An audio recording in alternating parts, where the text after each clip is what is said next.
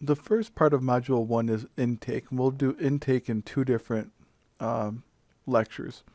So intake is when we have our first contact with individuals, and at intake, at the outset of therapy or at the outset of the therapeutic relationship, we will develop informed consent and what we call initiative or getting started. Think of initiative just like starting your car. We need to get started somehow. And we can get started after we've gotten informed consent, which is the permission to enter a therapeutic relationship with an individual.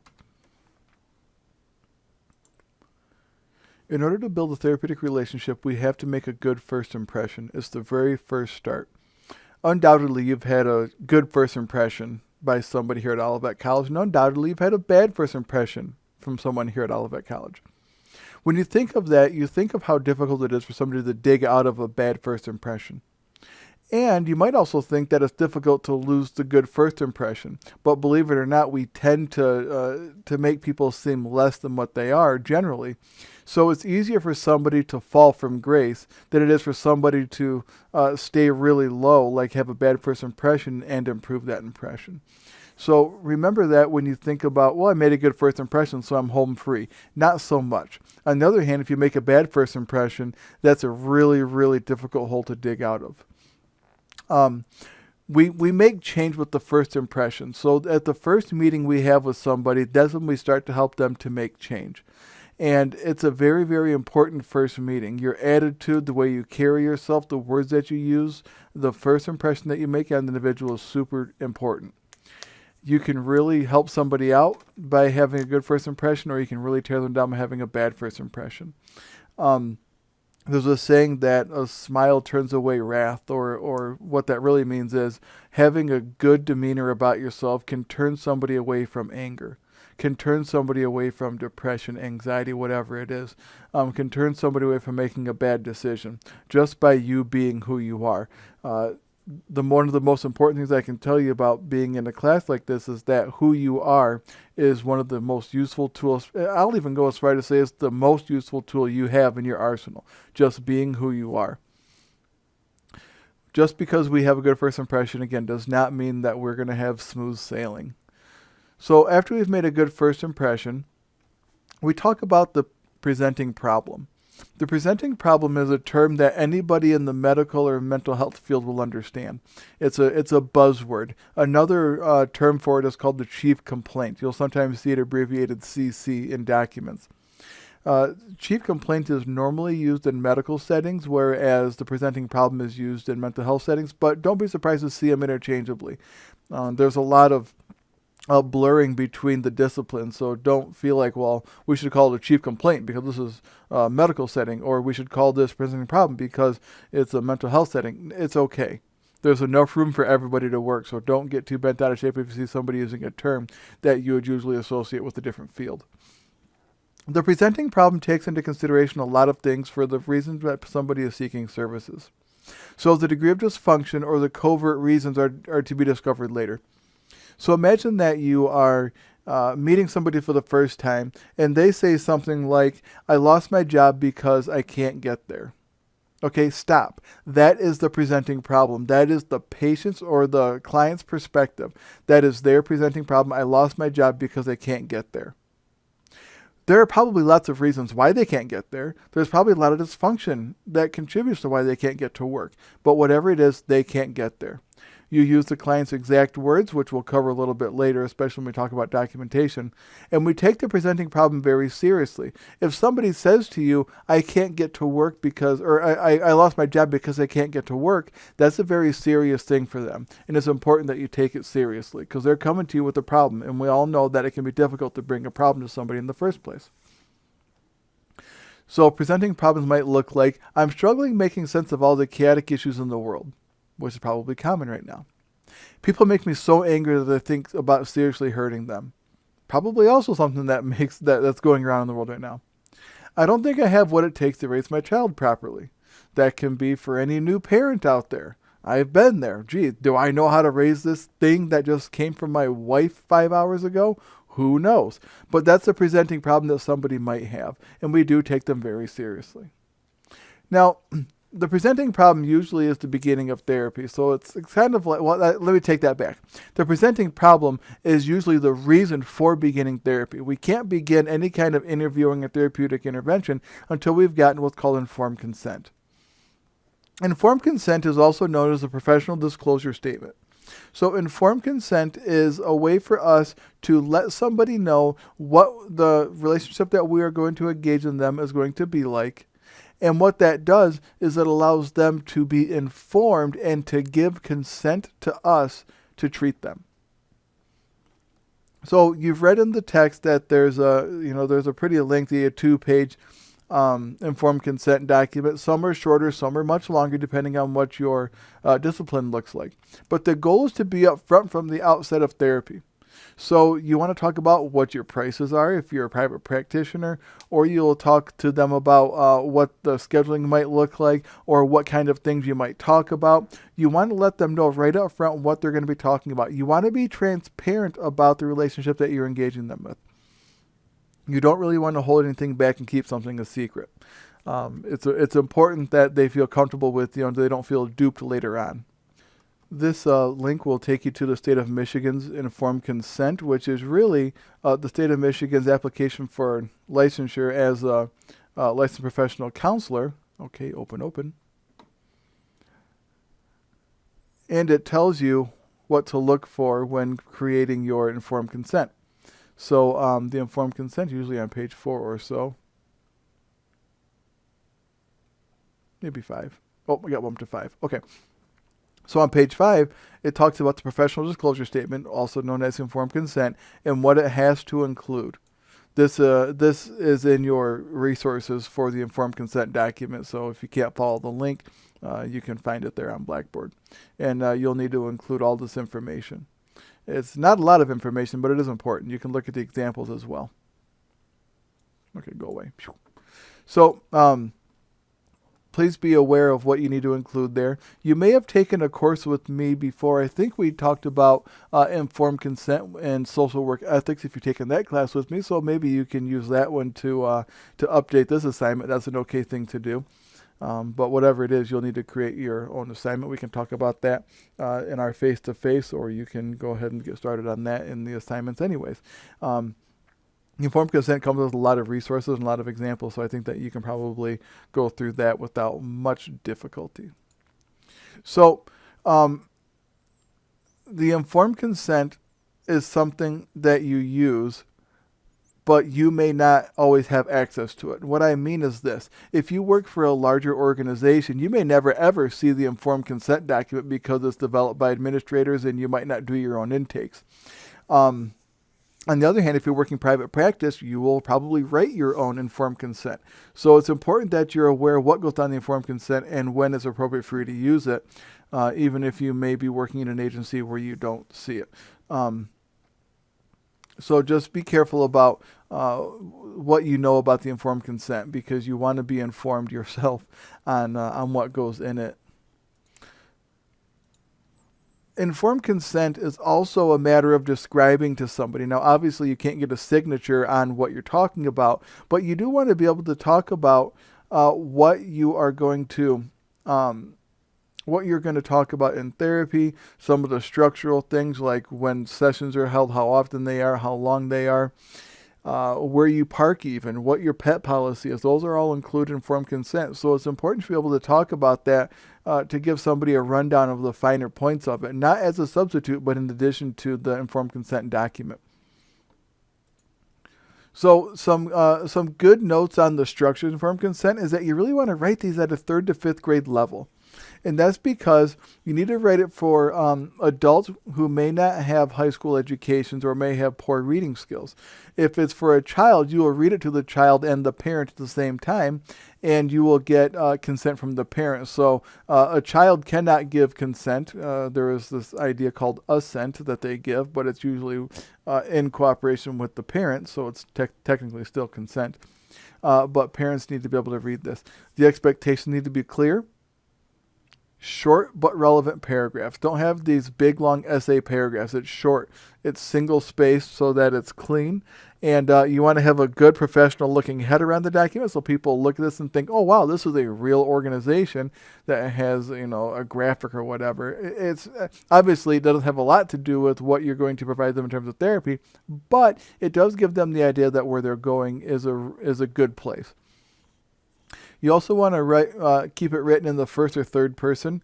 So I will provide these services. I expect or third person. Anyone seeking services will expect .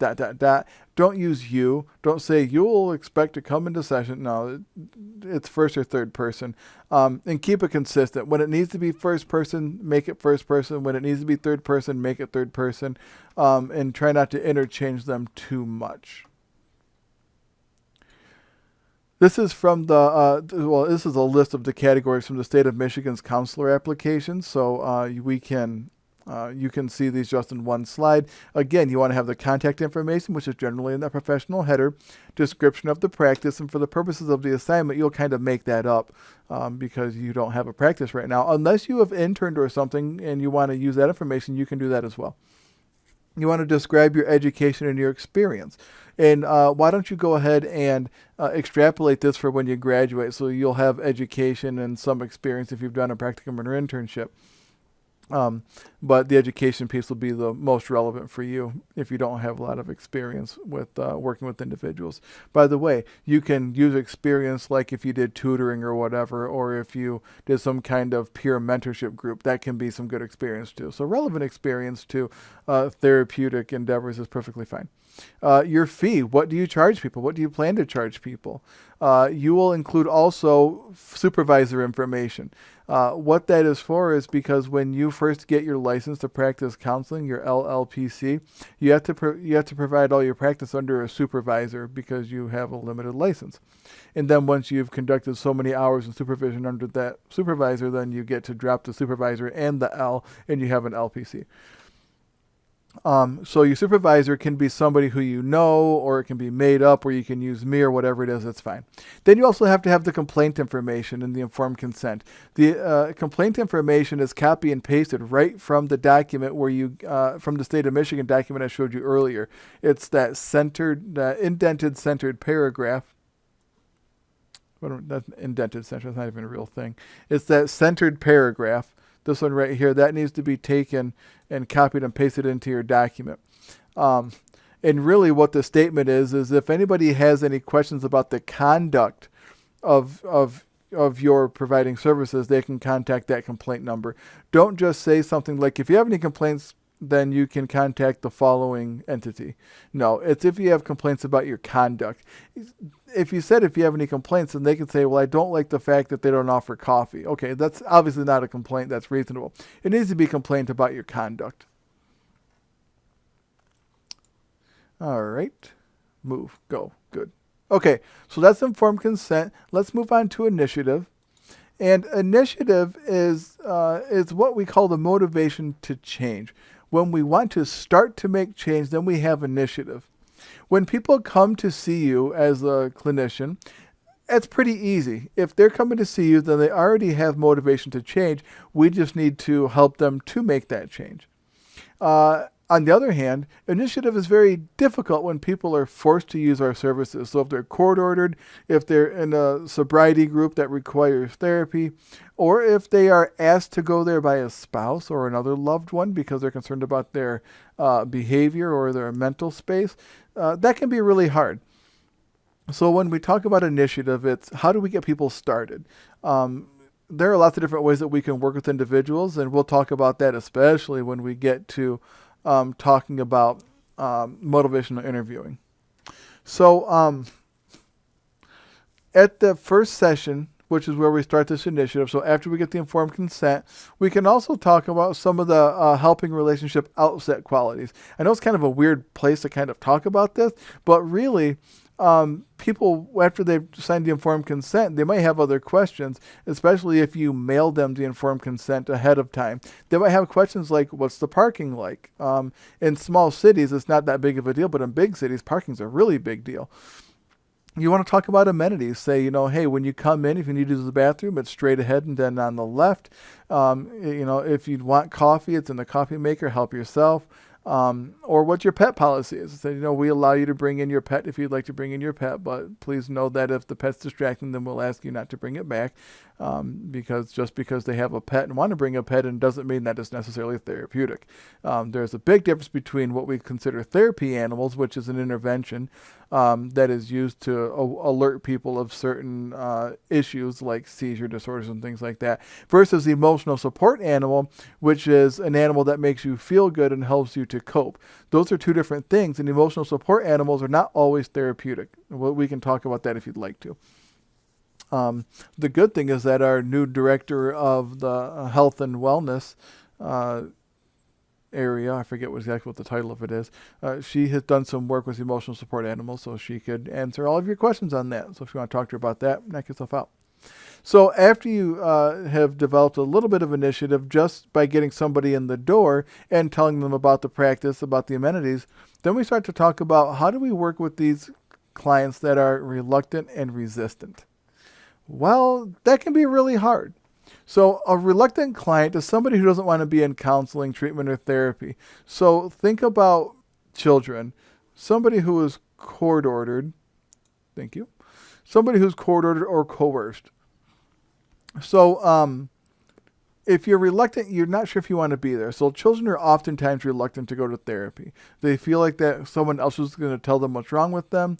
They don't feel like it can be beneficial. They might feel scared to be one-on-one with another individual. They might have ideas about what therapy is like. Whatever it is, they're reluctant to. Court-ordered people are always reluctant to be in therapy.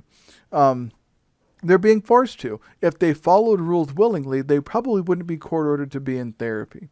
They may not think anything's wrong. They may think it's stupid, whatever it is. But the reluctance comes in when they don't want to be there. Coerced people are those people who are more or less forced to come to therapy because somebody else thinks that there's something wrong, which is actually a really valid reason to go to therapy. If somebody comes to you and says, hey, you know what? I've noticed that you're not yourself. Something's really wrong. I think it'd be a good idea for you to go seek therapy. Hey, that's a great reason to go to therapy. That doesn't mean that they want to be there. So when you think of reluctance, think of people who are not willing to be there. Now, resistance is a way that people express that they don't want to be there. So people can be reluctant, they can not wanting to be there, and resistance or a resistant client is somebody who expresses or how they express they don't want to be there. We can deal with this in several ways, and we're really going to hammer this in Unit 3 when we talk about motivational interviewing. But resistance is a way that the reluctant client expresses their displeasure with the process. They might be non-compliant. They won't show up. They won't do their homework. They may avoid therapy. They may say that, I got a flat tire 3 weeks in a row and can't get in. Or they may say they forgot, or they scheduled the doctor's appointment at the wrong time and got confused. Whatever it is, they're avoiding therapy. There can also be a sense of ambivalence to where they're not sure if they want to be in therapy, or they're not sure if they're ready to make a change. So if somebody comes in at the will of the family and they say, my family wants me to be here because I drink a lot. And we say something like, well, do you want to stop drinking? And the person might say, no.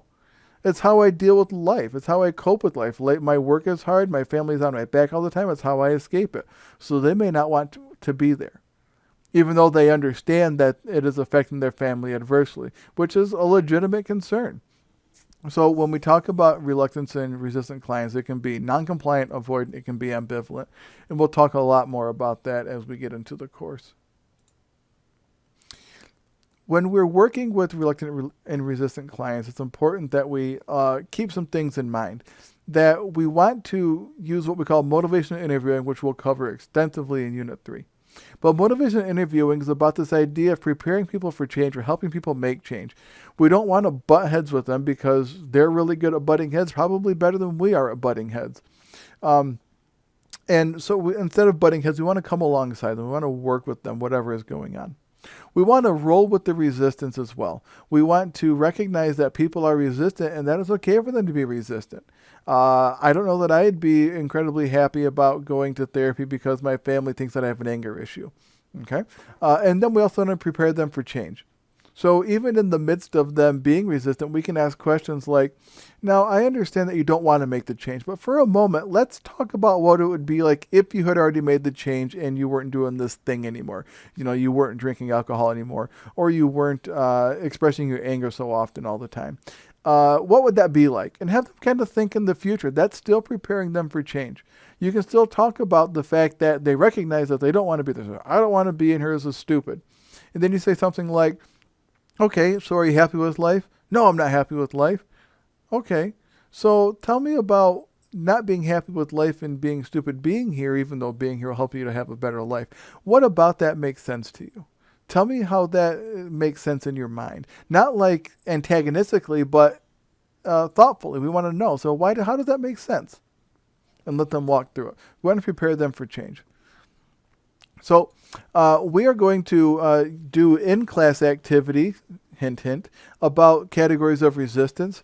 There are 4 main categories of resistance that I want you to look through. So there is a categories of resistance document in the additional resources. And I want you to read through those, and I want you to focus on the response quantity, response content, response style, and logistic management categories of resistance, and we will have an in-class exercise on that. Now, we've been talking a little bit about preparing for change. We prepare for change in several different ways, and I'm going to allow you, I think you're a word. Oh, it won't allow me to do that. No. Why can't I add you? Oh, whatever. Okay, who cares? So we're going to use the stages of change model, which is in figure 4.3 in the text. And this is a stage of change model that is used extensively in mental health fields. It's not just something that the author thought, oh, this looks interesting, we'll use it. This is something that's used in community mental health settings especially. It's ways that we can kind of categorize and prepare ourselves to work with individuals based on where they are in the stage of change model. A way that I've memorized it as a clinician is called PCPAM. So it's, I don't know why that works for me. There it is. Some people have better mnemonic devices than I do. I don't know. I just try to memorize things. We have pre-contemplation, contemplation, preparation, action, maintenance. And during the pre-contemplation phase, the person doesn't know that there's an issue. I don't see anything wrong. I don't know what the problem is. Okay, they don't see the issue. Or they might think that the issue that they have, if they're even slightly aware of it, is not an issue at all. Like they're supposed to feel that way.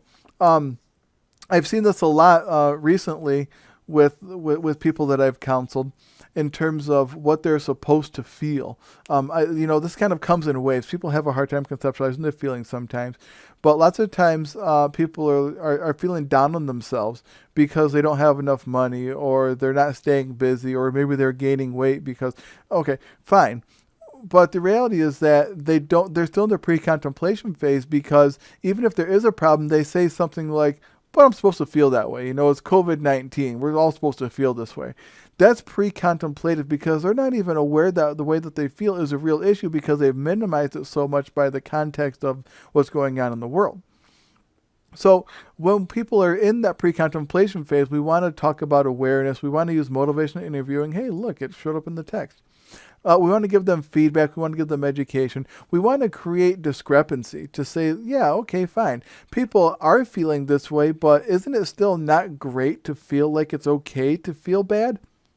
If people are okay feeling bad because that's just how it is, that's not a good thing. Not a good thing.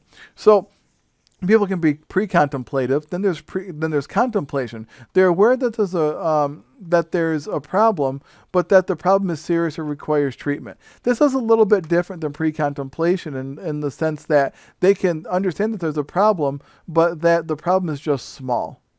Not that they shouldn't have it at all, which is kind of like the example I gave before, but that it's small.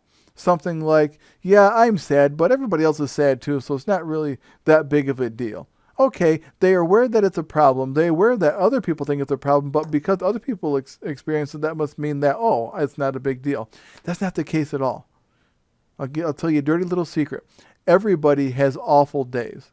That doesn't mean that because everybody has awful days, your awful day is less significant to you. So when we're in the contemplative stage, we want to talk about, again, motivation interviewing. How do we own responsibility? How do we bring this thing up to a sense of awareness that becomes important for you to talk about? Preparation stage is when somebody is ready to do something about it. They recognize that there is a problem. They recognize it's significant. They recognize that they want to do something about it, and they're starting to make small changes toward it. Usually this is where people are in the preparation stage when they willingly come into therapy. That they recognize there's something wrong. They might not have the coping skills to deal with it, so they're coming in to get help with it.